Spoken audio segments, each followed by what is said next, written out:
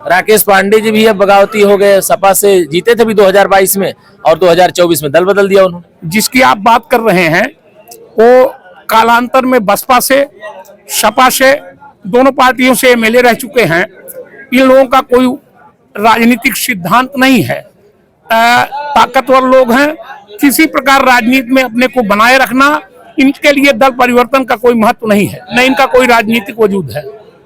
जिस वोट से इन्होंने जीता उस जनता को इन्होंने धोखा दिया, जिससे जीत गए हैं उसको इन्होंने धोखा दिया।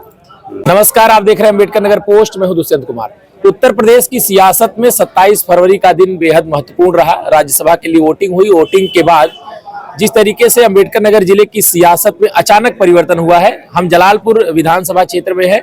आपको बता दें कि जलालपुर के विधायक राकेश पांडे ने क्रॉस वोटिंग किया। इसी लोकसभा क्षेत्र के गोसाईगंज के विधायक अभय सिंह ने क्रॉस वोटिंग किया। रितेश पांडे बीएसपी और सपा गठबंधन से सांसद थे, उन्होंने दलबदल कर लिया और दलबदल के बाद बीजेपी का दामन थाम लिया। क्या देखते हैं? इसको राष्ट्रीय स्तर पर जोड़ के देखा जाना चाहिए। मोदी जी की सरकार और मोदी जी बहुत घबराए हुए हैं, इसलिए पूरे देश में एक एक सीट को जीतने के लिए वो प्रयासरत हैं।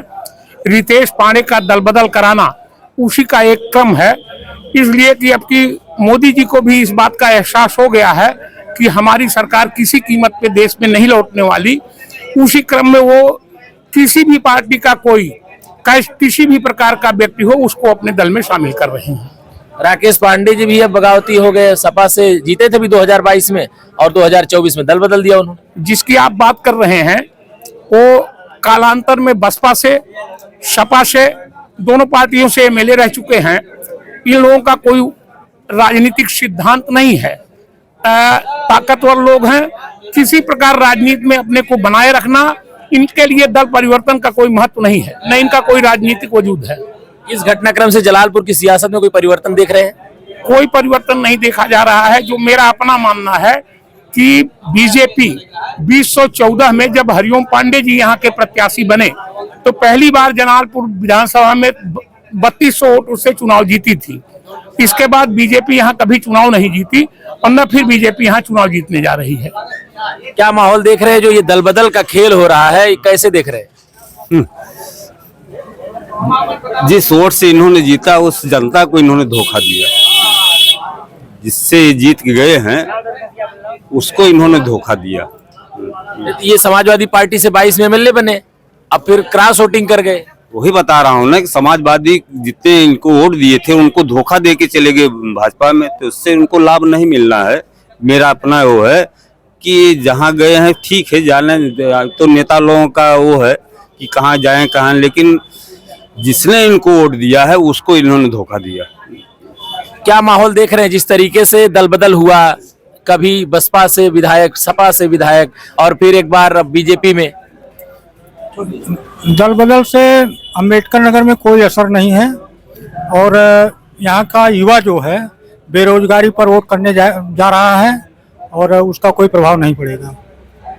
उनके बेटे सपा बसपा गठबंधन से सांसद हुए 19 में और इसके बाद उन्होंने सीट छोड़ दिया, यहाँ उपचुनाव हुआ और इसके बाद फिर अब जब ये विधायक बने 22 में, तो ऐसा नहीं लगता कि अपने लिए दल बदल करते?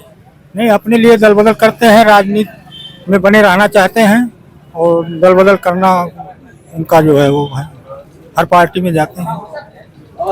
तो ये देखिए, थोड़ा सा और लोग भी हैं, जरा बात कर लें, सबसे बात हो जाए तो सही रहेगा।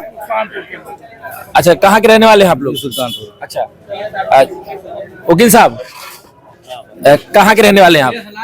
मथुरापुर, रफीगंज। अच्छा, ये जो दल बदल राजनीति में हो रहा है, कैसे देखते हैं? बहुत गड़बड़ देखते हैं इसको, यह गलत चीजें हैं। हर नेता को जो है स्थिर होकर एक ही पार्टी में रहना चाहिए, इससे जो है अराजकता का माहौल फैलता है। अभी जो जलालपुर के विधायक हैं, इन्होंने क्रॉस वोटिंग किया और इनके बेटे जो है वो सांसद हैं और उन्होंने बीएसपी छोड़ करके बीजेपी का दामन थाम लिया, तो इससे सियासत में परिवर्तन देख रहे हैं? सियासत में परिवर्तन होने का कारण यही है कि यही लोग सपा में जाते हैं, यही लोग बसपा में जाते हैं, फिर जो है कि जो सत्ताधारी पार्टी होती है उसी में फिर ये चले जाते हैं। सत्ता के लिए दल बदल करते हैं? सत्ता के लिए केवल। तो ये जलालपुर विधानसभा के बुद्धिजीवी लोग हैं जिनका कहना है कि जब दल बदल होता है तो दल बदल से उनका व्यक्तिगत फायदा होता है और परेशान और निराश होते हैं उनके समर्थक, जो जिंदाबाद करते हैं झंडा बैनर लेकर के 4 दिन पहले जो है दूसरे के लिए जिंदाबाद करते हैं, और इसके बाद फिर जब दल बदल हो जाता है तो जिससे बोलचाल बंद होती है मजबूरी में उनसे भी बोलना पड़ता है। नेताओं के चक्कर में कार्यकर्ताओं की भी बोलचाल बंद रहती है। तो ये सियासत अम्बेडकर नगर जिले की है। जलालपुर विधानसभा सीट के साथ साथ अम्बेडकर नगर लोकसभा सीट पर भी इस दल बदल का क्या कुछ होगा। अभी जलालपुर विधानसभा क्षेत्र में और जगहों पर चलेंगे और लोगों से बात करेंगे, जानेंगे कि इस दल बदल से अम्बेडकर नगर की सियासत के साथ साथ उत्तर प्रदेश की सियासत पर क्या असर पड़ेगा।